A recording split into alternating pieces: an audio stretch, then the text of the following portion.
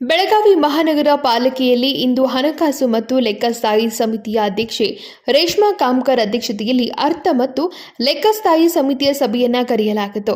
ಉಪಮಹಾಪೌರರಾದ ವಾಣಿ ಜೋಶಿ, ಆಡಳಿತ ಪಕ್ಷದ ನಾಯಕ ಹನುಮಂತ ಕೊಂಗಾಲಿ, ನಗರ ಸೇವಕರಾದ ಶಂಕರ್ ಪಾಟೀಲ್, ಸಾರಿಕಾ ಪಾಟೀಲ್, ರೇಷ್ಮಾ ಬೈರಕ್ದಾರ್, ರವಿ ಧೋತ್ರೆ ಇನ್ನುಳಿದವರು ಮಹತ್ವದ ವಿಷಯಗಳ ಕುರಿತು ಚರ್ಚೆಯನ್ನ ನಡೆಸಿದರು.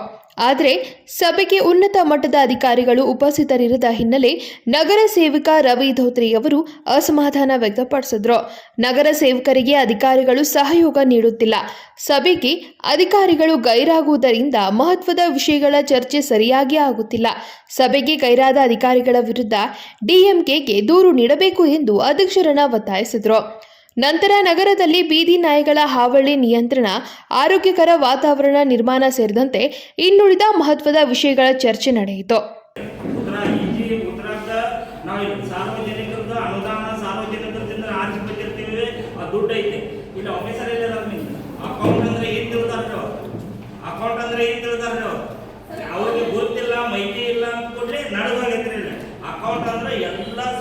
ಎಲ್ಲ ಅಕೌಂಟ್ ಏನ್ ಬರ್ತೈತೋ ಇಲ್ಲಿ ಪಾಸ್ ಆಗಬೇಕು, ಹೋಗಬೇಕು, ಲೆಕ್ಕ ಅದು ನೋಡ್ಬೇಕು.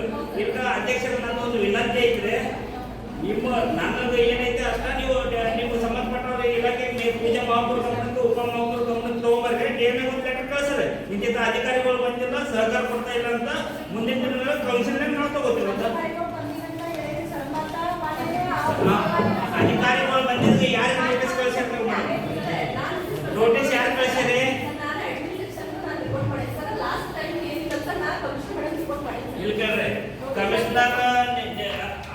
ಕಮಿಷನರ್ ಮೇಡಮ್ ರಿಪೋರ್ಟ್ ಮಾಡಿದ ಲೆಟರ್ ಎಲ್ಲಿದೆ? ಇಲ್ಲಿ ಇಡ್ಬೇಕ್ರಿ. ಅದು ಹಿಂಗ್ ಸಲ ಪಾಸ್ ಅಲ್ಲ, ಹಿಂದೆ ಇದು ಮಾಡಿದೈತಿ ಇವ್ರು. ಯಾಕಂದ್ರೆ ಹೈಯರ್ ಆಫೀಸರ್ ಇಲ್ಲ. ಇದೇನು ಮಜಾಕ್, ಇದು ಮಜಾಕ್ ನಡ್ತೈತೇನ್ರಿ? ಅಕೌಂಟ್ನಾಗ ಯಾರು ಕೇಳೋದಿಲ್ಲ, ಬಿಡೋದಿಲ್ಲ ಬಿಟ್ಬಿಡ್ಲೆ. ಸಭೆಯಲ್ಲಿ ಕಂದಾಯ ಉಪಯುಕ್ತೆ ರೇಷ್ಮಾ ತಾಳಿಕೋಟೆ, ಉಪಾಯುಕ್ತರಾದ ಉದಯ್ ಕುಮಾರ್ ತಳವಾರ್, ಪರಿಷತ್ ಕಾರ್ಯದರ್ಶಿಗಳಾದ ಪ್ರಿಯಾಂಕಾ ಸೇರಿದಂತೆ ಇನ್ನುಳಿದವರು ಉಪಸ್ಥಿತರಿದ್ದರು. ಸಂಕಲ್ಪ ಶಿಂದೆ, ಕೆಎಂಎಂ ಕನ್ನಡ ನ್ಯೂಸ್, ಬೆಳಗಾವಿ.